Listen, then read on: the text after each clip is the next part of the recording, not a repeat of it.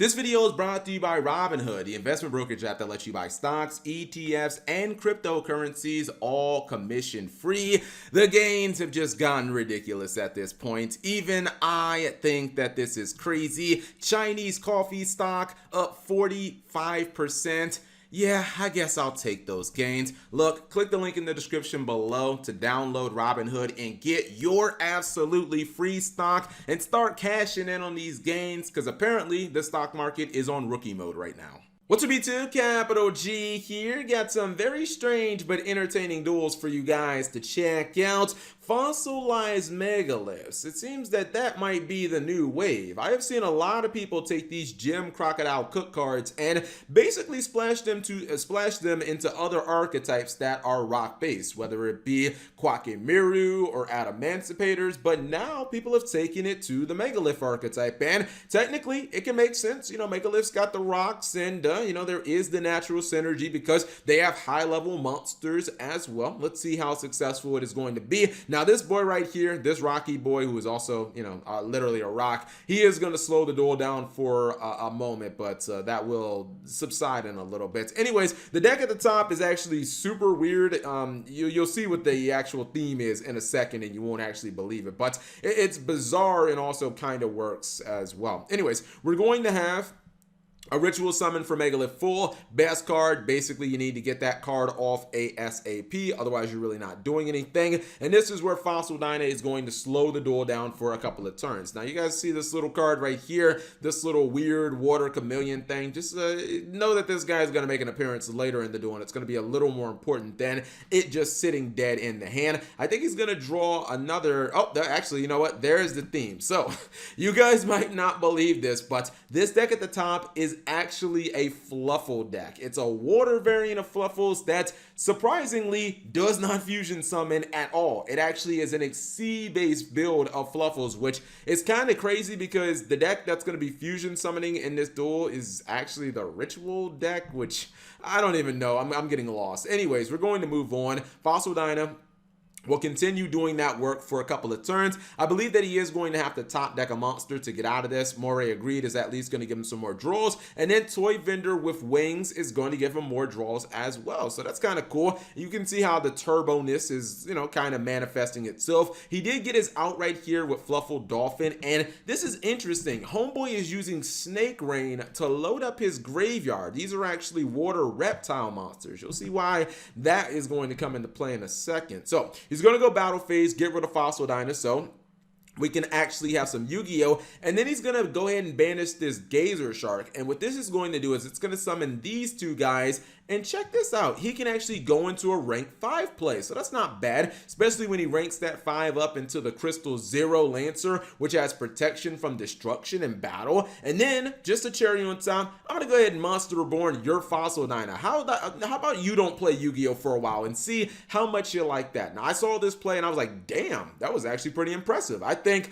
Water Fluffals could be the new wave. Maybe he just won the duel, but the Yu-Gi-Oh! Gods, man, they're just the meanest son of a guns, guys. Look at the top deck cheese. Seriously, you got like one out in your entire deck and you draw it at this exact moment. Like, what type of cheese is that? Anyways, he top decks Regeki, and he is going to be able to go ahead and kaiju. Now the thing is, the Crystal Ray Zero was not going to die from the Regeki, but when you kaiju it, obviously it's going to die to that. So he's just going to kaiju it, and now he's basically locked and loaded. He's going to go for Fossil Fusion. Called by the Grave will not stop that, by the way. This is why you load your deck up with a bunch of rock monsters so that you have good rock monsters in the graveyard no matter what your opponent does. And now he's going to go into beatdown mode. Keep in mind, a lot of these Fossil Fusion monsters do have the ability to attack twice, so you're never really safe if you're one attack away from death. He is going to go for Toy Vendor, and he's playing Burial from a different dimension. This guy wants to use his graveyard a lot in these duels. Same thing with the Gazer Shark into another rank 5, but he's also going to rank this up It's not the same rank 5 that we saw in the last turn, but the rank 6 is going to be the same, the Crystal Ray Lancer. So it's not bad, or Crystal Zero Lancer, excuse me. He's going to get that Fossil Fusion from his graveyard back to his hand, and then top decks another one, which it was like, not sure if that's what you wanted. Now he's going to try to pop the Crystal Lancer, but it, obviously survives. However, Fossil King is going to be able to attack twice, so it does ultimately kill it. And this is when he tries to go to the well one too many times. He goes for the Monster Reborn play with the Gazer Shark, but his opponent is going to use Fossil King to steal that monster out of the graveyard, and that means it is ultimately going to fizzle. Now I feel like he may actually be out of gas. I mean, he has the Burial, so maybe that can get him something, but I feel like that Dolphin on field, that's definitely not going to do it, and I think this duel is just about over. Keep in mind, this guy does attack twice, so even if the first attack didn't put him out of his misery, the second attack will. Second duel is going to be against them Salamangreats, and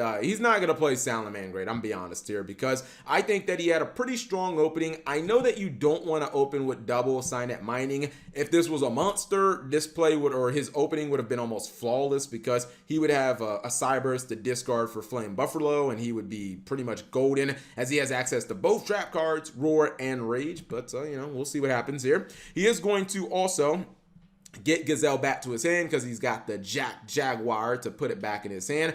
I don't like this. I mean, I don't really understand. I don't know if people are like what they're trying to do with this, but I'm not a fan of taking Jaguar and Sunlight Wolf and trading them in for another Sunlight Wolf. It's just not something I like very much, because if you get Kaiju, then you have no Salamangreats on field, and also it means that you generally can't use like Rage, because even if you get Kaiju and your Sunlight Wolf dies, you can still, your Sunlight Wolf goes to the graveyard, you can still use Rage using the Jaguar, so it is what it is. Anyways, he's going to go for that exact play, and his opponent has a pretty good go second hand. He has ways of baiting out some of those removal cards. Relinquish Anima is like an easy one. He can just summon it to Sunlight Wolf's link point. Sunlight Wolf does add the Flame Buffalo back to hand, but it means that he has to basically use the Roar. I guess he could have used Rage prematurely, but this is whatever. He was going to have to use a trap card. He's going to go ahead and use Fool's Effect. Rage is going to take that out. The problem is now he could potentially get locked out by the Mystic Mine, so we'll see if he wants to do that. Nope, actually going to go for Fossil Fusion and attack. This is another reason why, how do you lose this duel?